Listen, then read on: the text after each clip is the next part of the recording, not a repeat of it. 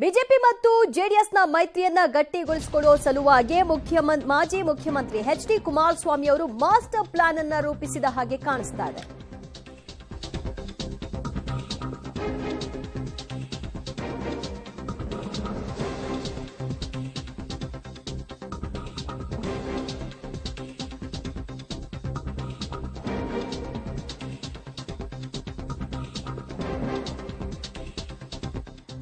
BJP ಮತ್ತು JDS ಮೈತ್ರಿ ಗಟ್ಟಿಗೊಳಿಸಿಕೊಳ್ಳುವ ಸಲುವಾಗಿ ಕುಮಾರಸ್ವಾಮಿ ಅವರು ಮಾಸ್ಟರ್ ಪ್ಲಾನ್ ಅನ್ನು ರೂಪಿಸಿದ್ದಾರೆ. ಮಂಡ್ಯದಲ್ಲಿ ಬಿಜೆಪಿ ಜೆಡಿಎಸ್ ಸಮನ್ವಯತೆಗೆ ತಂತ್ರವನ್ನ ಹೆಣಿತಿದ್ದ ಹಾಗೆ ಕಾಣಿಸ್ತಾ ಇದೆ. ಕುಮಾರಸ್ವಾಮಿ ಅವರು ಬಿಜೆಪಿ ಮುಖಂಡ ಹಾಗೂ ಸುಮಲತಾ ಅವರ ಆಪ್ತ ಇಂಡವಾಳು ಸಚ್ಚಿದಾನಂದ ಅವರನ್ನ ಊಟಕ್ಕೆ ಆಹ್ವಾನವನ್ನ ಕೊಟ್ಟರು ಕುಮಾರಸ್ವಾಮಿ ಅವರು. ಈ ವೇಳೆ ಒಗ್ಗಟ್ಟಿನ ಮಂತ್ರವನ್ನು ಕೂಡ ಜಪಿಸಿದ್ದಾರೆ.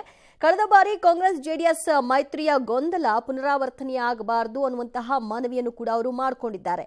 ಬಿಜೆಪಿ ನಾಯಕರೊಂದಿಗೆ ಕುಮಾರಸ್ವಾಮಿ ಈ ಮನವಿಯನ್ನ ಇಟ್ಟಿದ್ದಾರೆ.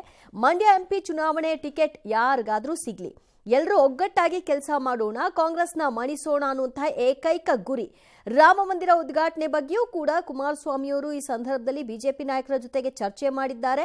ರಾಮ ಮಂದಿರ ಉದ್ಘಾಟನೆಗೂ ಕೂಡ ಅವರು ಪ್ಲಾನ್ ಅನ್ನ ಮಾಡಿಕೊಂಡು ನಾವು ಮುಂದೆ ಒಗ್ಗಟ್ಟಿನಿಂದ ಸಾಗೋಣ ಅಂತ ಹೇಳಿದ್ದಾರೆ ಅನ್ನುವಂತಹ ವಿಚಾರ. ಬಿಜೆಪಿ ಮತ್ತು ಜೆಡಿಎಸ್ ಇಬ್ಬರೂ ಕೂಡ ಲೋಕಸಭಾ ಚುನಾವಣೆಯ ದೃಷ್ಟಿಕೋನದಲ್ಲಿ ಮೈತ್ರಿಯನ್ನ ಮಾಡಿಕೊಂಡಿದ್ದಾರೆ. ಆ ಮೈತ್ರಿಗೆ ಯಾವುದೇ ಕಾರಣಕ್ಕೂ ಕೂಡ ತೊಂದರೆ ಆಗಬಾರದು ಅನ್ನುವಂತಹ ನಿಲುವಿಗೂ ಕೂಡ ಬಂದ ಹಾಗೆ ಕಾಣಿಸ್ತಾ ಇದೆ.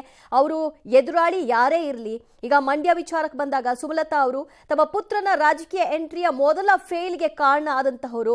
ಸೊ ಬಹಳ ದೊಡ್ಡ ಜಿದ್ದು ಕೂಡ ಇತ್ತು. ಅದೆಲ್ಲವನ್ನು ಕೂಡ ಪಕ್ಕಕ್ಕಿಟ್ಟು ಈಗ ಬಿಜೆಪಿ ಮತ್ತು ಜೆಡಿಎಸ್ ಒಗ್ಗಟ್ಟಿನ ಮಂತ್ರವನ್ನ ಜಪಿಸ್ತಿರೋ ಹಾಗೆ ಕಾಣಿಸ್ತಾ ಇದೆ.